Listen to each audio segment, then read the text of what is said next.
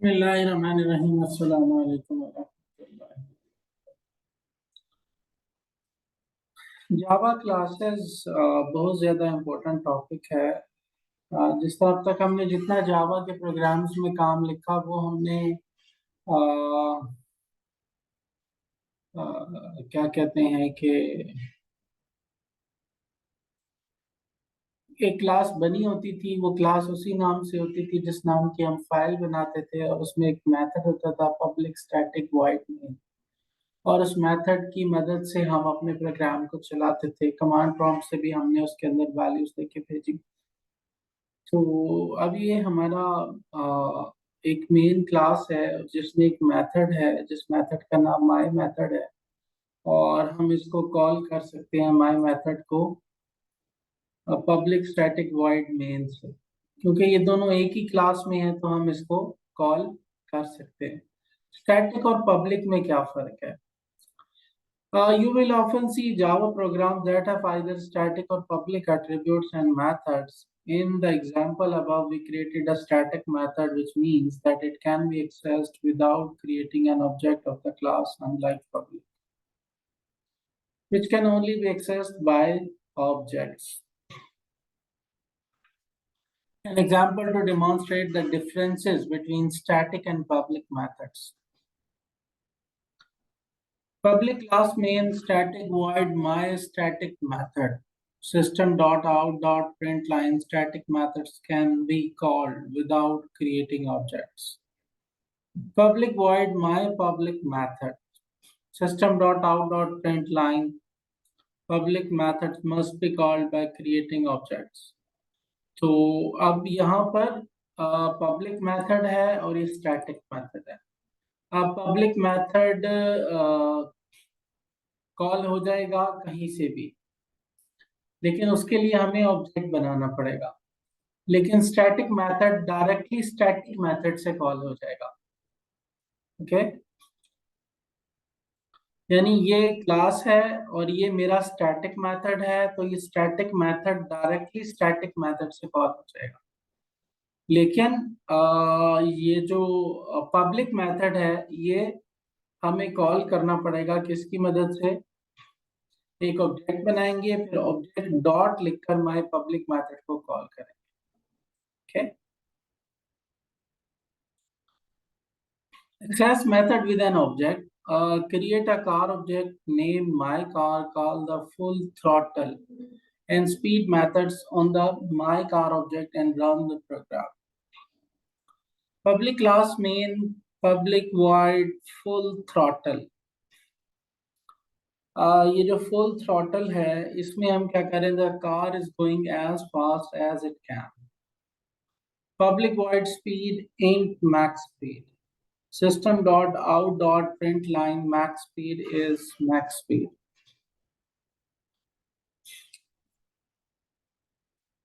Public static void main string args main my car is equal to new main my car dot full throttle my car dot speed 200.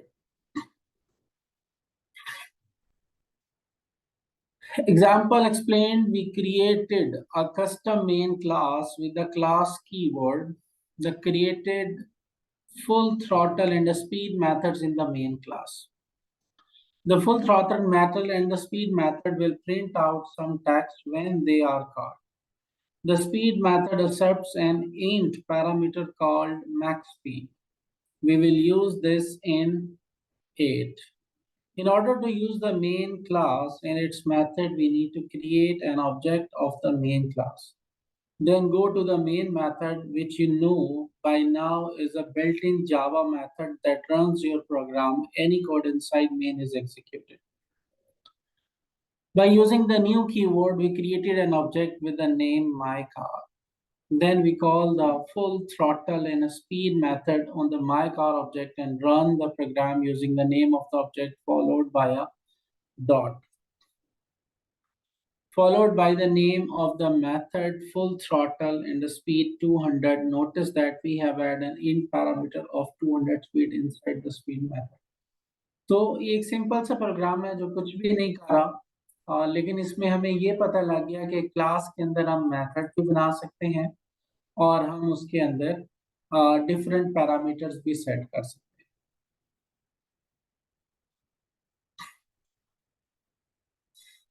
अब multiple classes हम use कर सकते हैं। ये main dot जावा है जिसका नाम full throttle है, फिर एक और क्लास है उसका नाम सेकंड रखा, और उसके अंदर मेन का ऑब्जेक्ट बनाया और उससे हमने फुल थ्रॉटल और स्पीड को कॉल किया।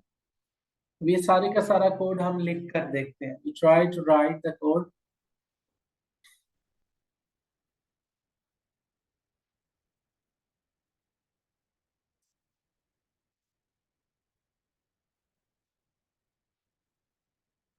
ओके, तो हम जाते हैं अपनी कोडिंग के फोल्डर में, और इस कोडिंग के फोल्डर में हमारे पास लर्न जावा का फोल्डर है, और इस फोल्डर के अंदर हम राइट क्लिक करते हैं, ओपन इन टर्मिनल। ओके, और यहाँ note pad main dot Java. Okay, कहता है फाइल नहीं बनी हुई, क्या मैं बना दूं? हम कहते हैं जी हाँ बना। उसने मेन डॉट जावा बना दी। हम इसको लिखते हैं पब्लिक क्लास नेम। ओके, और पब्लिक वॉइड शॉर्टकट। ओके, इसका ब्लॉक स्टार्ट हुआ, ब्लॉक एंड ब्लॉक है। और यहाँ हम लिखते हैं system dot out dot प्रिंटलाइन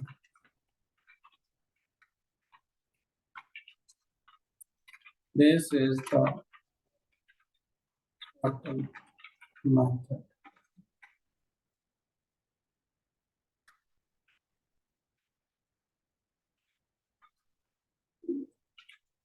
Public void x speed in max speed. इसका ब्लॉक स्टार्ट किया, एंड किया, और यहाँ हम लिख देते हैं system dot out dot print line the maximum speed is class max speed. Okay, class बन गई मेन डॉट जावा, और क्लास का नाम भी मेन है। अब हम अपने कमांड प्रॉम्प्ट पर जाते हैं, यहाँ मैं लिखता हूँ जावा सी main dot Java, no problem. अब हम कहते हैं notepad second dot Java. बनी हुई नहीं है, बना दो जी बना दो। और यहाँ हम लिखते हैं पब्लिक क्लास सेकेंड, और ब्रैकेट स्टार्ट एंड, और फिर हम लिखते हैं public static void name string, और okay? और यहाँ हम लिखते हैं main m is equal to new name m dot short, और m dot max speed is equal to 300। Save करते हैं, और सेव करने के बाद हम यहाँ लिखते हैं Java c second dot Java. Done हो गया। मैं कहता हूँ Java second, this is the throttle method, the maximum speed is 300। अब ये क्योंकि सेम फोल्डर में थे, हमारा सेकेंड डॉट जावा भी उसी फोल्डर में पड़ा है, और मेन डॉट जावा भी उसी फोल्डर में पड़ा है, तो वो क्लास दूसरी क्लास को एक्सेस कर सकती है। क्यों? क्योंकि उनका स्कोप सेम है। लेकिन अगर हम किसी और फोल्डर में जाकर रख दें, फिर हमें इंपोर्ट यूज करना पड़ेगा, जैसे हम इंपोर्ट कर रहे थे जावा डॉट यूटिल डॉट स्कैनर के लिए। इट मीन्स वो जो जावा डॉट यूटिल डॉट स्कैनर है वो किसी और फोल्डर के अंदर पड़ी है, और उस फोल्डर से उसने उसको उठा के लाना है। It is using explicitly import method. Okay, हम जाते हैं दोबारा और यहाँ हम क्लास में दो ही बना सकते हैं, बट इट जावा कंपाइलर उस वक्त तक कंपाइल नहीं करता जब तक क्लास का नाम वही ना हो जो कि जावा फाइल का नाम है। तो it's an object oriented programming, it requires के सेपरेशन ऑफ कंसर्न होना चाहिए। हर जावा क्लास एक अलग प्रोग्राम में होनी चाहिए और वहां से उसको रन किया जाए। ओके, तो आगे जावा कंस्ट्रक्टर। कंस्ट्रक्टर भी एक मेथड ही होता है, लेकिन इसका नाम वही होता है जो क्लास का नाम है। A constructor in Java is a special method that is used to initialize objects. The constructor is called when an object of a class is created. It can be used to set initial values of an object attributes. तो यहाँ पर क्या है, public class main int x public main, ये जो public main है ये constructor है, इसमें हम x इज इक्वल टू 5 कर रहे हैं। ठीक है, अब public static void main my object new main system dot out dot read line my object dot x. तो x कहां से आया मेन में, कंस्ट्रक्टर से। तो ये जब हमने ये कॉल किया न्यू मेन, तो ये कंस्ट्रक्टर कॉल, इसको राइट करके देखते हैं। ओके, तो हम अपना दो क्लासेस बनाई हुई हैं हमने, और यहाँ मेन में जाते हैं और इसी मेन का मैं कंस्ट्रक्टर लेता हूँ, नाम रखता हूँ पब्लिक और मेन। ओके, और इसको मैं कह देता हूँ, और यहाँ मैं क्या देता हूँ इंट मैक्स। ओके, तो यहाँ मैं क्या देता हूँ max speed is equal to 500। Okay, तो फिर मुझे यहाँ पर मैक्स स्पीड देने की जरूरत नहीं है, इसको सेव कर देता हूँ। अब ये मैक्स स्पीड कौन सी लाएगा, ये वाली मैक्स स्पीड जो ऊपर है बड़ी। ओके, तो अब हमने इसको चेंज कर दिया। अब हम जाते हैं सेकंड के अंदर, और सेकंड में मुझे इसको थोड़ा सा चेंज करना है। ये है सेकंड, और सेकंड में हम क्या कहते हैं m dot max speed.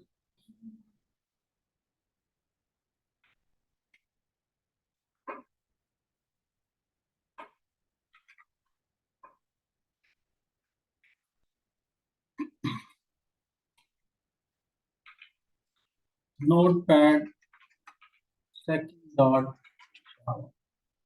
Okay, अब यहाँ मैंने मैक्स स्पीड को कॉल किया है और मैक्स स्पीड मेथड को कॉल किया है और मेन है। अब मैं इसको रन करता हूँ और मैं लिखता हूँ जावा सेकंड डॉट जावा। उसने क्या कहा, in class can not be applied to the given types required in found no arguments. Problem क्या है, प्रॉब्लम ये है कि ये भी मैक्स स्पीड है और ये भी मैक्स स्पीड है, तो हमें किसी एक को हटाना है। तो मैं इसको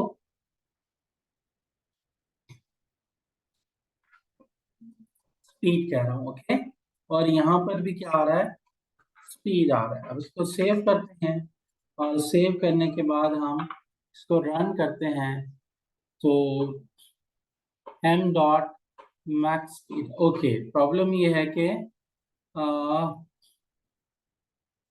main is equal to speed throttle और पब्लिक मेन पब्लिक थ्रॉटल, ये मेन है, और सेकंड में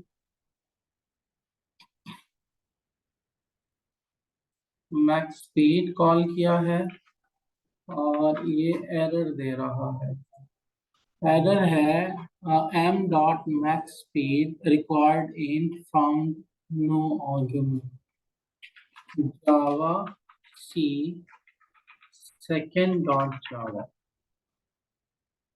ओके, जावा सेकंड ले जी, this is a throttle method and the maximum speed is 500। अब ये 500 कहां से आया, इस कंस्ट्रक्टर से गया। ये जो कंस्ट्रक्टर है ये जैसे कॉल हुआ, अब हम चाहते हैं कंस्ट्रक्टर क्रिएट और साथ ही वैल्यू भेज दें। तो यहाँ मैं लिख देता हूँ 500।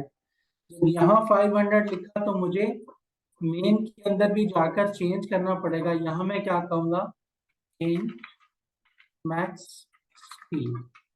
यहाँ 500 की जगह मैं क्या कह देता हूँ, मैक्स स्पीड। सेव करते हैं। अब दोनों प्रोग्राम कंपाइल होंगे तो हम यहाँ लिखते हैं जावा सी मेन डॉट जावा। कंपाइल हो गया।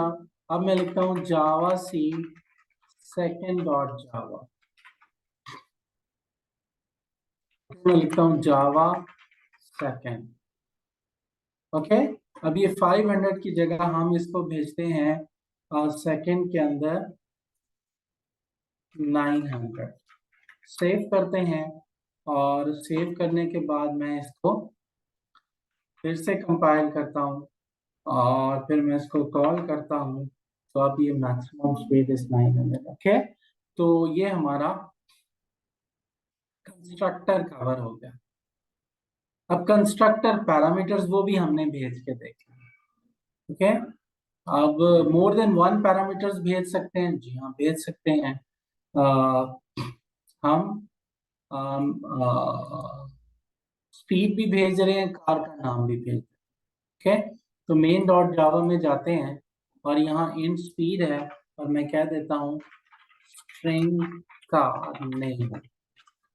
तो यहाँ क्या जा रहा है, मैं कह देता हूँ मेन में दो चीजें आएंगी, स्ट्रिंग कार नेम। ओके, तो स्पीड में स्पीड जाएगी और कार नेम में आ जाएगा कार नेम। ठीक हो गया। This is a throttle method and the car name is,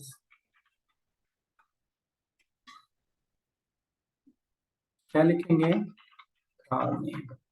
save कर दिया इसको और सेकंड में जाकर हम क्या करेंगे, यहां मैं क्या देता हूं, Bugatti.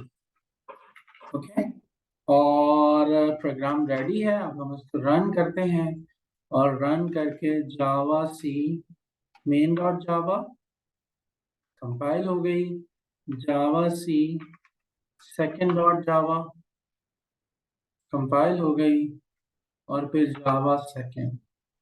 Okay, this is a throttle method and the car name is a Bugatti. The maximum speed is 900. Okay, तो अब हमने कंस्ट्रक्टर में दो पैरामीटर्स भेज दिए हैं और वो दोनों के दोनों उसने रिसीव कर लिए हैं। ओके, आगे जावा मॉडिफायर्स। ये जो पब्लिक का वर्ड है ये मॉडिफायर होता है। ये बताता है कि हमारे इस मेंबर का बेसिकली क्लास में दो चीजें हमने देखी, एक मेथड और एक वेरिएबल्स। जो वेरिएबल्स हैं उनको डाटा मेंबर्स कहते हैं और जो मेथड्स हैं उनको एक्सेस मेथड्स कहते हैं। लेकिन उन दोनों की एक्सेस स्पेसिफायर जो है वो उनका स्कोप डिफाइन होता है पब्लिक कीवर्ड्स। तो पब्लिक क्लास मेन का क्या मतलब है कि ये क्लास पब्लिक है, दूसरी क्लास इसको एक्सेस कर सकती है। ठीक है, इसके अलावा क्या है, पब्लिक के अलावा डिफॉल्ट क्या है, the class is only accessible by the classes in the same package. This is used when you don't specify a modifier.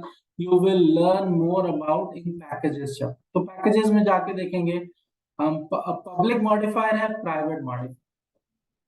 तो अगर अब आपने कहा था एक क्लास में दूसरी क्लास बना सकते हैं, जी बना सकते हैं, लेकिन उसको बनाने के लिए वो क्लास क्या होगी, वो प्राइवेट क्लास होगी, सिर्फ उसी क्लास में एक्सेसिबल होगी। तो default the code is only accessible in the same package. अगर हम डिफॉल्ट बनाएंगे, पैकेज का क्या मतलब होता है, जैसे मैंने आपको अभी हमने import java dot यूटिल dot scanner किया, वो जो था ना import java dot यूटिल dot scanner, तो वो जो java डॉट यूटिल है ना वो पैकेज है, उसमें स्कैनर की क्लास भी है। कल भी हमने आ, हाँ वो भी पैकेजेस थे। कल हमने टूल किट का कोड लिखा था, डायमेंशंस को यूज किया था, आपको याद है, बहुत अच्छी बात है। ये मेन स्क्रीन वाले कोड में था। और इस कोड में हमने कल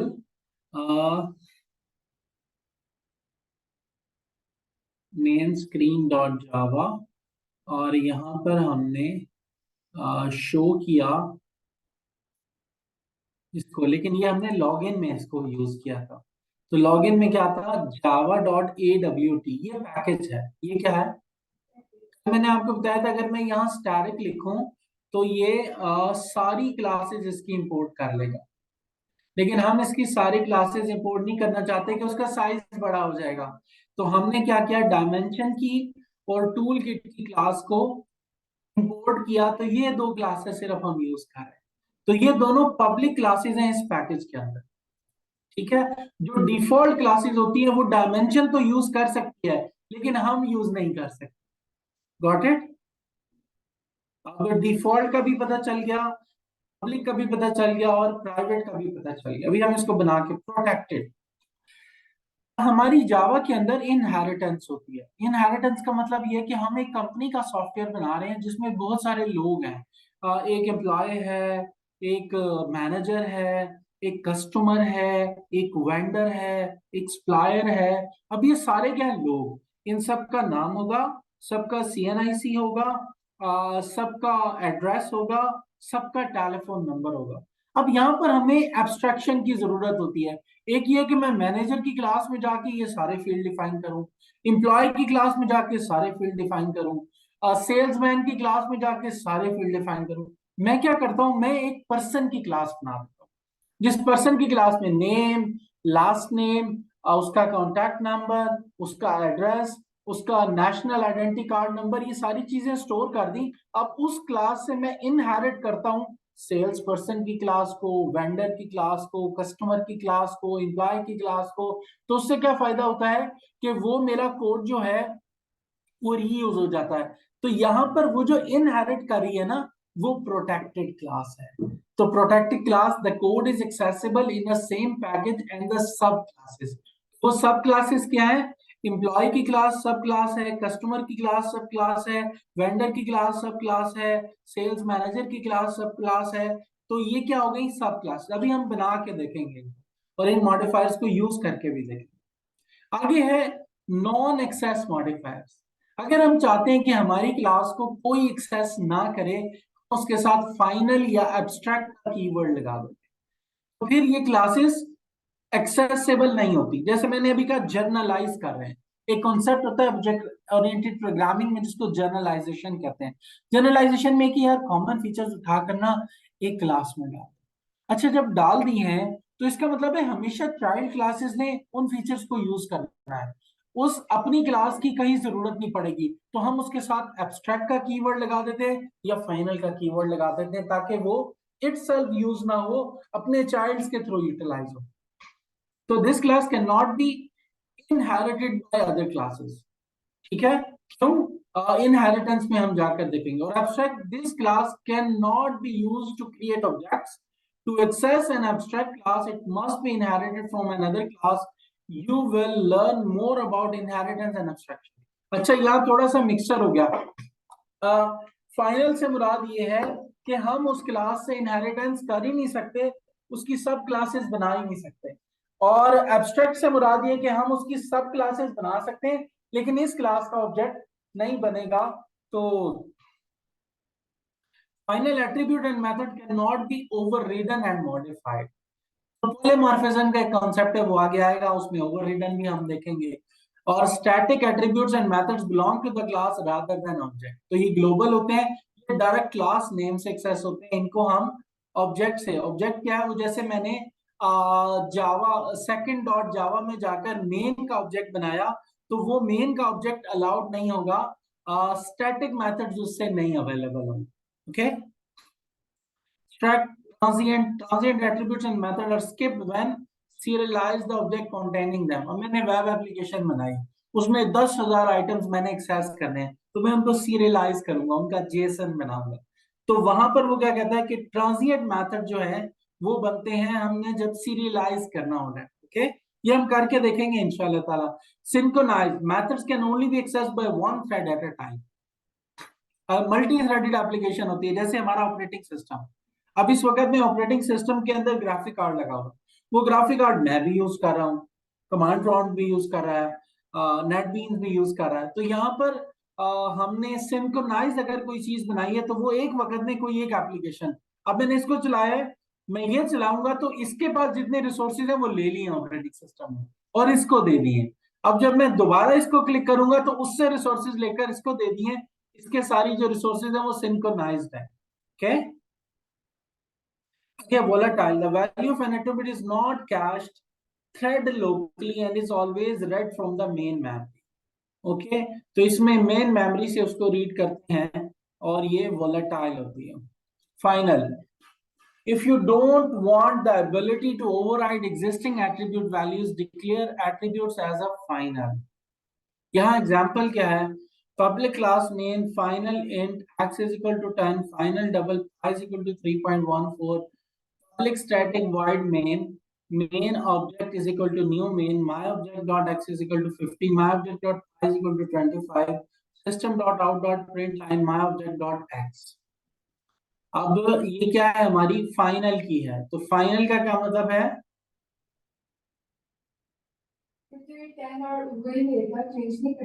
हाँ हम इसको चेंज नहीं कर सकते, ये फाइनल रहेगा।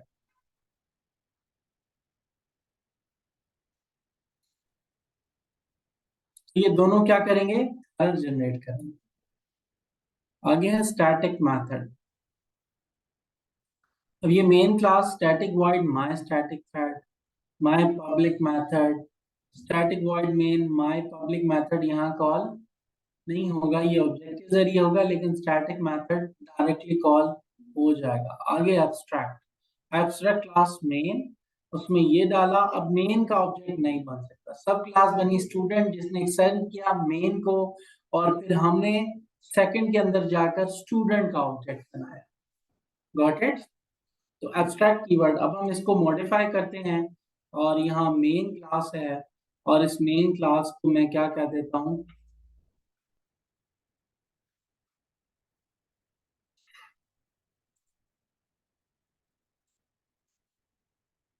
पब्लिक की जगह एब्स्ट्रैक्ट क्लास मेन।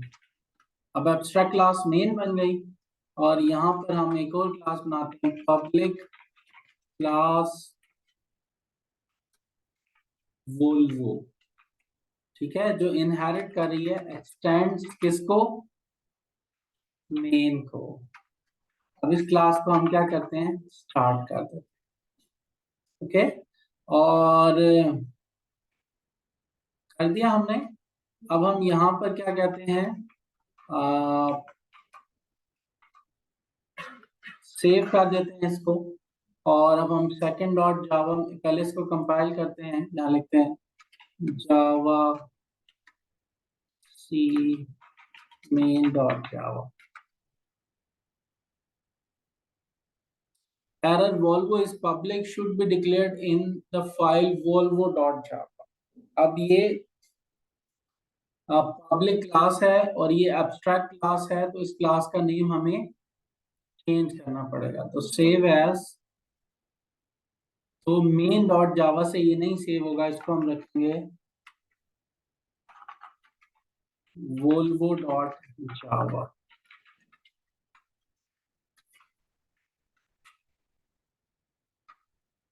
सेव हो गया। अब वोल्वो डॉट जावा को हम जावा सी वोल्वो डॉट जावा,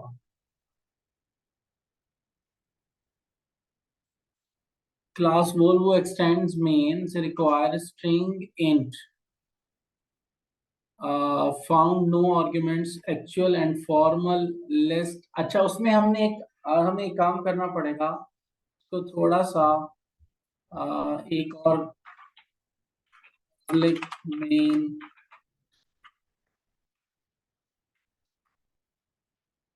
और फिर हम इसको, ठीक है। अब क्या किया उसने, यहाँ हमने रिक्वायर किया था कि जब भी मेन का ऑब्जेक्ट बनेगा वो ये दो चीजें जरूर लेगा। इसका मतलब है अगर इससे मैं एक नई क्लास बना रहा हूं तो उसमें भी एक ऐसा कंस्ट्रक्टर होना चाहिए जो चीजें ले, मैंने क्या किया, एक खाली कंस्ट्रक्टर बना दिया, यानी दो मेन के दो कंस्ट्रक्टर हैं, एक कुछ भी नहीं ले रहा और दूसरा ये ले रहा है। अभी हम लेटर ऑन जब मैं इनहेरिटेंस करूंगा और पॉलीमॉर्फिज्म पढ़ाऊंगा तो मैं बताऊंगा कि इसका क्या मतलब है। फॉर नाउ वो इससे इनहेरिटेंस अलाउ नहीं कर रहा, अब उसने इनहेरिटेंस इससे अलाउ कर दी है। और अब हम जाते हैं अपनी सेकंड डॉट जावा के अंदर, और सेकंड डॉट जावा के अंदर जाकर हम मेन की जगह क्या लिखते हैं, वॉल्वो, और यहाँ क्या आ जाएगा, वॉल्वो, और यहाँ पर कुछ भी नहीं लिखते। ओके, और हम क्या देते हैं, M dot car name is equal to Volvo. Okay, M dot speed is equal to 560। Okay, अब ये हमने मॉडिफिकेशंस की हैं, और इन मॉडिफिकेशंस के बाद हम क्या कहते हैं, जावा सी सेकंड डॉट जावा, कंपाइल हो गया। अब जावा सेकंड लिखते हैं, इसने क्या कहा, this is the throttle method and the car name is Volvo and the maximum speed is 560। अब ये दोनों मेथड हमने वॉल्वो क्लास में तो नहीं बनाए, क्योंकि वॉल्वो एक्सटेंड कर रही थी मेन को, और मेन में ये दोनों मेथड थे। ये क्योंकि इसकी सब क्लास है, सब क्लास पेरेंट क्लास के डाटा मेंबर्स को भी एक्सेस कर सकती है और मेंबर फंक्शंस को भी एक्सेस कर सकती है। डाटा मेंबर्स क्या थे, आर नेम एंड स्पीड, और मेंबर फंक्शंस क्या थे, थ्रॉटल एंड मैक्सिमम स्पीड। अब ऑब्जेक्ट ओरिएंटेड के लिए यहीं रुक रहे हैं, अब हम अपनी एप्लीकेशन की तरफ जाते हैं और उसमें थोड़ी सी और मॉडिफिकेशंस करते हैं।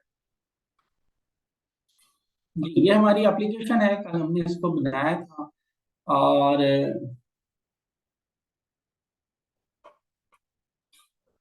लॉगिन करते हैं। अभी हमने इसके, ये हमारा मेन फॉर्म है जिसमें रजिस्टर व्हीकल और रेंट व्हीकल, तो रजिस्टर व्हीकल के ये सारे के सारे फील्ड्स हैं।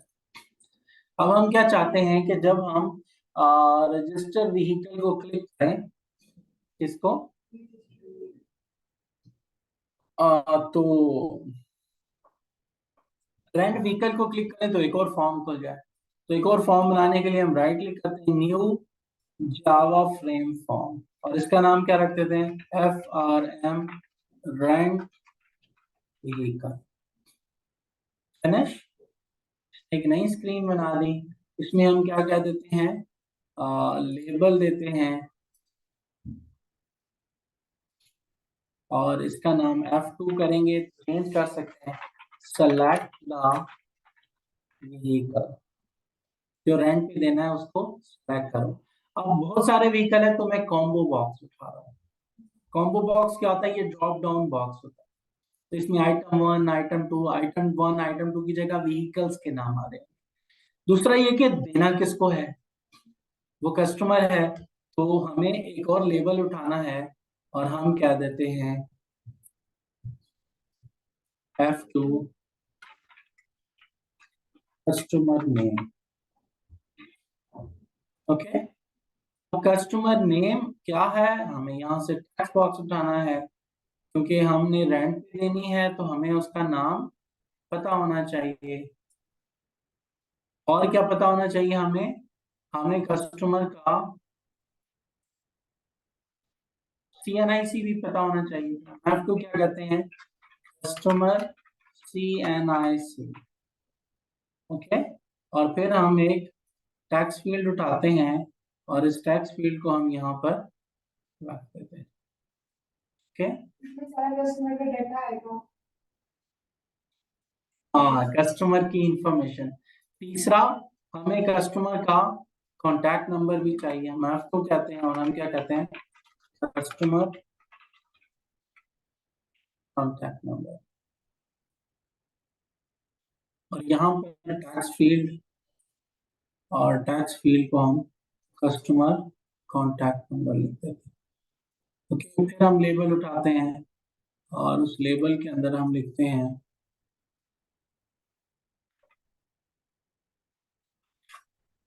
Customer contact number, customer name, उसका CNIC, और फिर हम कहते हैं उसका एड्रेस। ओके, तो ये एड्रेस उसका नजर आएगा, तो एड्रेस क्योंकि थोड़ा सा बड़ा होता है तो वहां हम टेक्स्ट एरिया उठा के ले आए। ओके, तो टेक्स्ट एरिया आ गया, यहाँ व्हीकल सिलेक्ट हो जाएगा, ये कस्टमर की इंफॉर्मेशन आ गई, और अब हमें चाहिए उसकी स्टार्ट डेट क्या है। यहाँ से लेबल उठाते हैं और हम क्या कह देते हैं, स्टार्ट डेट। ओके, तो स्टार्ट डेट क्या है, तो हमें यहाँ पर क्या चाहिए, डेट चाहिए।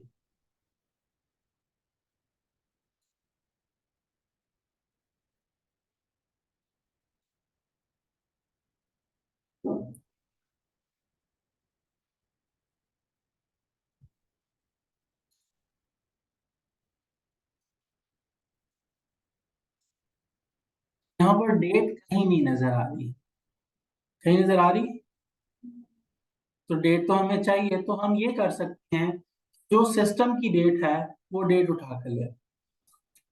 ठीक हो गया, तो हम टैक्स फील्ड उठाते हैं और इसमें जो आज की डेट होगी वो खुद ब खुद फिल हो जाएगी। स्टार्ट डेट हो गया, अब हम कहेंगे उसने एडवांस कितना पे किया है। हम लेबल उठाते हैं और यहाँ आकर लगाते हैं एडवांस अमाउंट। ओके, और डेफिनेटली जब वो जा रहा है तो उसके साथ कोई ना कोई ड्राइवर जाएगा, तो हम क्या कहेंगे कि इस व्हीकल के साथ हमारा, वैसे व्हीकल के साथ ड्राइवर फिक्स होता है। हर व्हीकल हर ड्राइवर के साथ ही जाता है, तो वो व्हीकल के साथ ड्राइवर की इंफॉर्मेशन होती है, इधर हमें एक्सप्लिसिटली देने की जरूरत नहीं। और विदाउट ड्राइवर व्हीकल देते नहीं है, कि अगर वो थेफ्ट हो गया तो उसका रिस्पॉन्सिबल कौन है। तो mostly they give a vehicle with the driver. तो वो व्हीकल वाला जो हमने बनाया था, रजिस्टर व्हीकल वाला, यहाँ हम एक और फील्ड ऐड कर सकते हैं और वो होगा ड्राइवर। ठीक है, तो हम यहाँ क्या देते हैं, ड्राइवर नेम।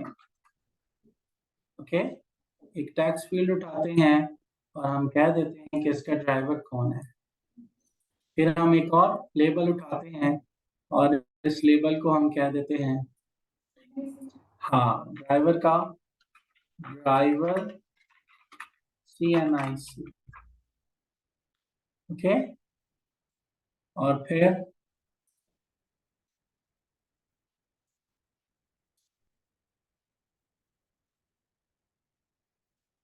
लेबल, और फिर यहाँ पर टैक्स, जी बेटी बैठे हैं आपसे बात कर,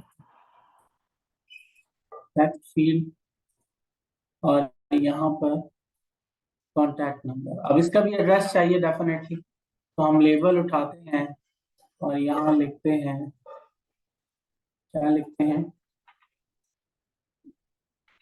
एड्रेस। ओके, और यहाँ से टेक्स्ट एरिया उठाते हैं और इस टेक्स्ट एरिया को हम इस तरह से करते हैं। ओके,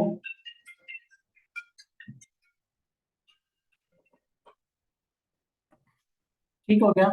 अब ये हमने, हमारी थोड़ी सी इंफॉर्मेशन यहाँ पर बेटर हो गई है, ड्राइवर की इंफॉर्मेशन भी आ गई है व्हीकल के साथ, और हमारा रेंट व्हीकल के अंदर हमारे पास vehicle start date advance amount, तो ये टैक्स फील्ड उठाते हैं और ये हमारी एडवांस अमाउंट यहाँ पर। ओके, इसको सेव करते हैं और उसने एडवांस पेमेंट कर दी। टोटल कितने की हमारी डील हुई और नंबर ऑफ डेज क्या है, तो यहाँ लेबल उठाते हैं और हम कहते हैं टोटल अमाउंट कितनी है, टोटल अमाउंट ड्यू। ओके, वो कितनी है? वो टोटल अमाउंट ड्यू हम यहाँ पर आकर मेंशन कर देते हैं। टोटल अमाउंट ड्यू आ गई। अब आगे है कि आ, आ, वो कितने दिन के लिए उन्होंने लिया है। 1 डे भी हो सकता है, फ्यू आवर्स भी हो सकते हैं, और ये वीक्स भी हो सकते हैं, मंथ्स भी हो सकते हैं। बेसिकली कंपनीज जब रेंट आउट करती हैं तो वो मंथ्स पर करती हैं। When there are the companies, they do it on a they do it for a number of period. उसको थोड़ा सा हम एक जैसा कर लेते हैं ताकि ऊपर वालों से मिल जाए। तो यहाँ एक और फील्ड आ जाएगा और उसका नाम क्या होगा? F2। और हम क्या कह देंगे? Total days. ओके, और फिर इन टोटल डेज में हम एक फील्ड उठाते हैं और उसको यहाँ पर आकर लगा देते हैं। तो ये व्हीकल रेंट की अप्रॉक्सीमेटली सारी हमारी चीजें मुकम्मल हो गई हैं। स्क्रीन को थोड़ा सा बड़ा करते हैं क्योंकि हमें बटन्स लगाने हैं, और उन बटन्स को लगाने के लिए डेफिनेटली हमें मैं इसको ऊपर ले जाता हूँ, इसको उठाकर ऊपर ले जाता हूँ, और ये ऊपर जाएगा, और ये हमारा ऊपर जाएगा। ओके, तो यहाँ पर हम जाते हैं और अपने बटन्स को उठाते हैं, और ये पहला बटन है और उसका नाम क्या है? सेव। ओके, दूसरा बटन हमारा होगा, और उस बटन के पास क्या होगा? सर्च। ठीक है, और फिर हमारा तीसरा बटन होगा, और उस बटन के पास होगा डिलीट। लेकिन मोस्टली हम डिलीट नहीं करेंगे, क्योंकि अगर ये रिकॉर्ड डिलीट हो गया तो फिर वो वेस्ट हो जाता है। तो हम इसको बेसिकली हाइड करते हैं। तो डिलीट में ये डाटाबेस में रहेगा, लेकिन हाइड हो जाएगा, डीएक्टिवेटेड होगा, नजर नहीं आएगा। और फाइनल बटन हमारा यहाँ पर होगा, इसका नाम क्या होगा? एक्सेप्ट। ओके, तो रेंट अ व्हीकल को हमने मेन स्क्रीन से ओपन करना है। तो इसके डिजाइन में जाते हैं, और ये रेंट अ व्हीकल का बटन है, इस पर राइट क्लिक करते हैं, इवेंट एक्शन परफॉर्म, और इस एक्शन परफॉर्म में जाके क्या लिखते हैं? FRM rent. कंट्रोल स्पेस दबाएंगे तो ये हमारे लिए ओपन कर देगा कि उसका नाम क्या है। थोड़ा सा नाम भी याद है, वो लिख के हम FRM और V। तो नेमिंग कन्वेंशन थोड़ी सी प्रोफेशनल लिख रहे हैं। अब FRM रेंट व्हीकल भी क्या है? एक क्लास है। तो क्लास का ऑब्जेक्ट बनाने के लिए हम क्या करते हैं? Class name, variable name, new, और फिर क्लास नेम और उसका कंस्ट्रक्टर। तो इसमें भी कंस्ट्रक्टर है, और फिर हम क्या करें? FRM RV dot show. Control space दबाएंगे तो ये इसको कंप्लीट कर देगा, मेथड को। बन गया। अब हम इसको चलाते हैं।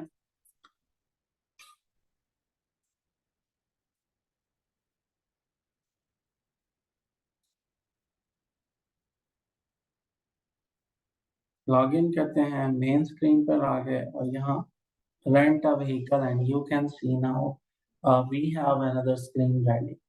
Okay, तो इसको यहीं रोक रहे हैं आज। You will try to add some more screens as per your concept and knowledge, ताकि आपका भी कॉन्फिडेंस थोड़ा सा हाई हो इसके अंदर। फिर मैं इसकी लॉजिक की तरफ जाऊंगा कि हम लॉगिन पासवर्ड लगाएंगे, लॉगिन करेंगे, फिर इसकी डाटाबेस कोडिंग शुरू करेंगे। You need to make at least 4-5 screens. इसके रिकॉर्डिंग भी है, इंशाल्लाह आपको मिलेगा। ओके।